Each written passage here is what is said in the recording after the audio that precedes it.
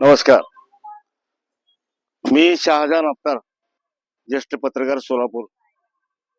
मी कालच एक video download केला होता आणि त्याला खूप खूप खूप लोकांनी भरभरून शुभेच्छा दिल्या. अनेक लोकांनी मला फोन केले आणि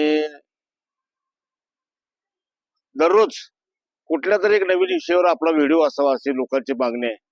त्यामुळे आज मी पुन्हा एक मोबाईलला अनुसरूनच आज पुन्हा एक मी व्हिडिओ आपल्या समोर मांडतोय.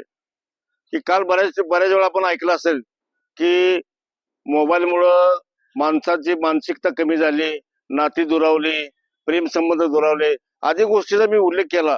पण यापेक्षाही आणखीन एक महत्वाची गोष्ट सांगायचं झालं असेल तर मी शासनाला पण विनंती केलेली आहे की मुलगा असो किंवा मुलगी असो, इयत्ता 10वी पर्यंत त्यांना मोबाईल वापरायला बंदी केली पाहिजे.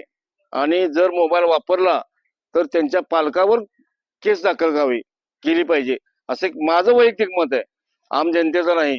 कारण आता मोबाईल ही गरजेची वस्तू झाली आहे. आणि त्यामुळे जर पाहिलं तर आपण राज्यामध्ये आज जर बघितलं तरी आत्महत्येचं जे प्रमाण आहे ते वाढायला लागले.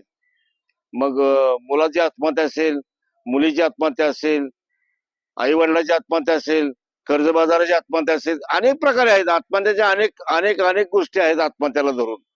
जर पाहिलं तर आज प्रत्येकाच्या घरामध्ये बायकोला नवीन वेगळा मोबाईल आहे, नवऱ्याला वेगळा मोबाईल आहे, मुलाला वेगळा मोबाईल आहे, मुलीला वेगळा मोबाईल आहे. पण या मोबाईल वापराबद्दल आपण एक कुटुंब प्रमुख म्हणून किती लक्ष देतो? आपण कधी मुलीचा मोबाईल क्रॉस चेकिंग करतो का? आपण कधी मुलाचा क्रॉस चेकिंग करतो का? तासाला जाते पप्पा म्हणलं की विषय संपला. पण आज जर पाहिलं तर माणसाने थोडाफार का व्हायना पण वेळ हा मुलांसाठी दिलाच पाहिजे. कारण आज नवरा जिथं जिथं नवरा बायको सर्व्हिस करतात त्या घरातली परिस्थिती जर आपण पाहिली तर ना नवऱ्याचं लक्ष बायकोवर आहे, ना बायकोचं लक्ष नवऱ्यावर आहे, ना दोघांचं लक्ष त्यांच्या आईबापावर आहे, ना त्यांच्या मुलावर आहे. ही वस्तुस्थिती आहे साहेब. आणि या गोष्टी जर आपण टाळायचा असेल तर मोबाईलचा जो दुष्परिणाम आहे त्यावर बोध घेतला पाहिजे. अनेक आपण लहान मुलांच्या अनेक व्यथा आपण मोबाईल वापरामुळे झालेल्या पाहिलेल्या आहेत. अनेक डॉक्टरांच्याकडे अशा अनेक केसेस दाखल आहेत. आणि अशातच आपण पुन्हा या सर्व गोष्टीची जाण असून सुद्धा आपण पुन्हा मोबाईल त्यांच्या हातात देतोय, ही आपली खूप मोठी चूक आहे. तर माझी एक विनंती आहे की मुलांच्याकडे असणारे मोबाईल तुम्ही क्रॉस चेकिंग केलंच पाहिजे आणि त्यावर मार्ग काढला पाहिजे.